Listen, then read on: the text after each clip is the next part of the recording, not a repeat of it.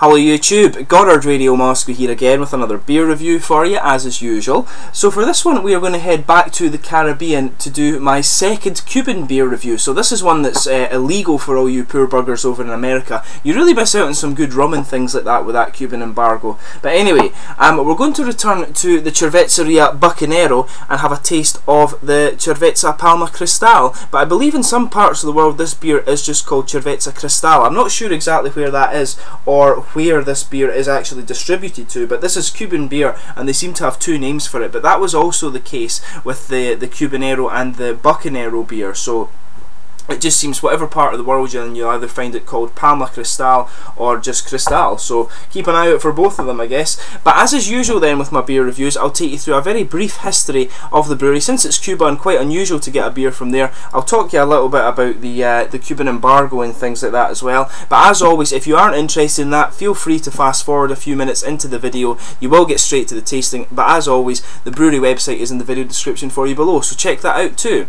So Cuba, as you can probably imagine, is a very interesting country. It's very vibrant, culturally vibrant, should we say, and it has some of the best dancers and musicians in the world, and apparently it also has some of the best mechanics and doctors too, because they learn to be quite innovative with parts and things, because obviously they don't have the kind of freedom of trade and things due to the embargo, and they also have some of the best rum in the world. So that's where you Americans really miss out there. But Cuba has of course been under a trade and financial embargo from the United States since 1960 as a result of the Cuban Revolution, where Batista was overthrown. Batista was largely seen as a kind of American kind of puppet regime and things like that, but I'm not sure exactly how true that is, if you like. But the embargo was actually put in place 2 years after the revolution occurred, and it was largely due to the fact that the Cuban government nationalised properties of US citizens and companies, and the embargo was strengthened in 1962 to a nearly total embargo, and this was largely due to the kind of Cuban government's alignment with the Soviet Union and the Cold War, and then the Cuban Missile Crisis during John F. Kennedy's tenure.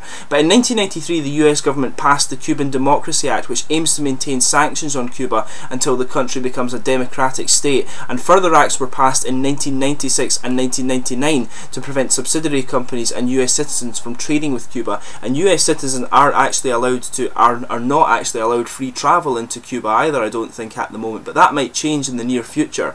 Recently though, with Raul Castro replacing Fidel, new freedoms have been granted to the people of Cuba, who they're now allowed to set up their own businesses and things like that. There was quite an interesting BBC documentary, so I'm sure you'll find that in YouTube somewhere, but it's a bit of a cultural renaissance for Cuba in essence at the moment. Hopefully things start to kind of open up for them and they get a better sort of standard of living and things like that. But there's apparently been talk of looking again at the Cuban embargo in America by the Obama administration, so who knows, things might start to open up with Cuba and the regime might collapse or whatever. So hopefully the most important thing is that the Cuban people get what they want and they'll get a better standard of living, I guess. But the beer, to move on to the history of the brewery itself, this beer, as I mentioned to you earlier, is produced by Cerveceria Bucanero SA, CBSA as their initials are, who have corporate offices in Havana, but the brewery itself is actually located in the city of Holguin on the east of the Cuban island, which is where the best water in Cuba is located apparently. So this was the motivation behind choosing this site for it.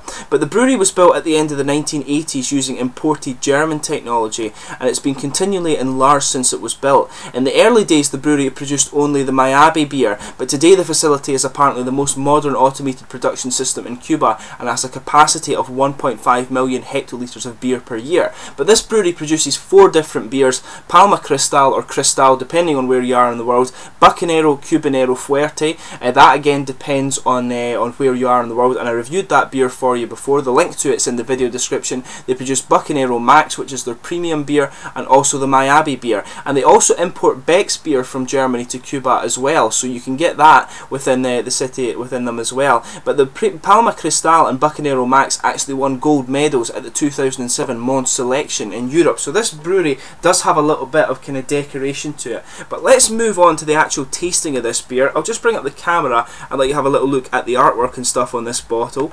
It's a 4.9% lager beer, or adjunct lager as some of the rate beer and things like that we're calling it, but you can see here it says on the bottle La Preferida de Cuba, which I just guess means the preferred beer of Cuba, if you like.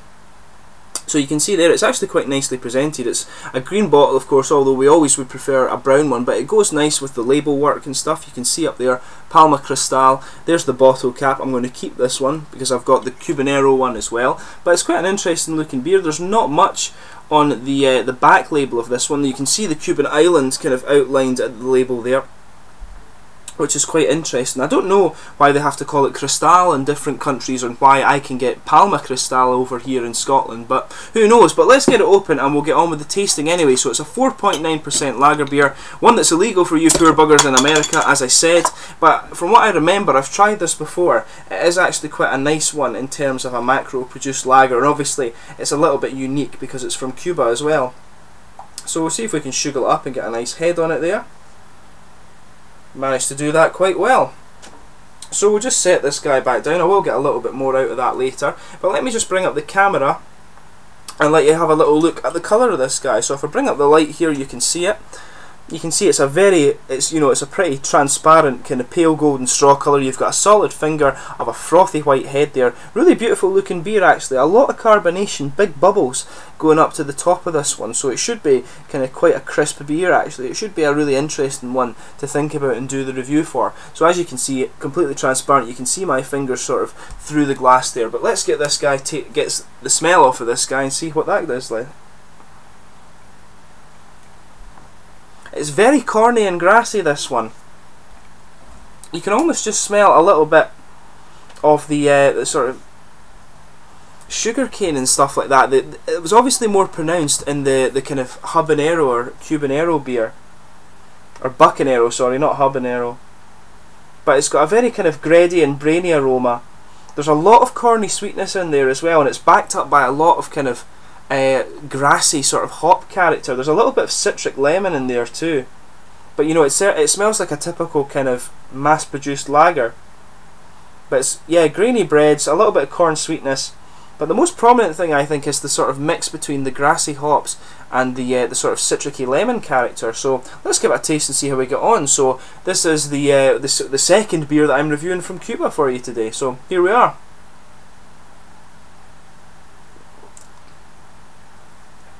Quite an active carbonation in it, that's the first impression.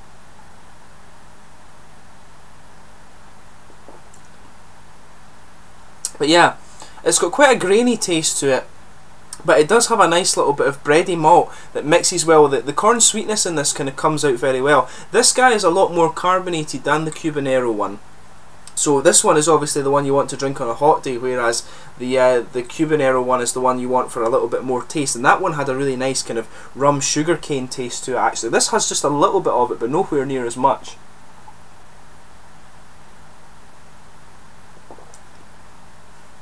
So yeah, I mean, it kind of follows the aroma quite well. It's got quite a grainy kind of bready malt taste. The bready malt is actually really quite nice.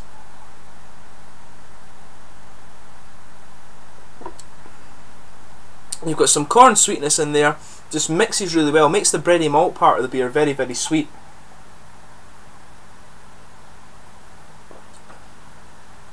There's a good little bit of bitter character coming out there too. You're getting the nice sort of grassy and citric character that I was mentioning in the aroma.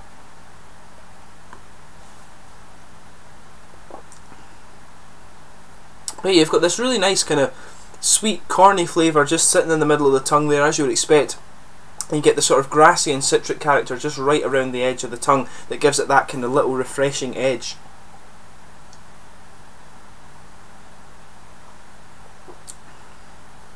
But yeah, I mean, in terms of a kind of mass-produced lager, it's actually fairly decent. It's quite good.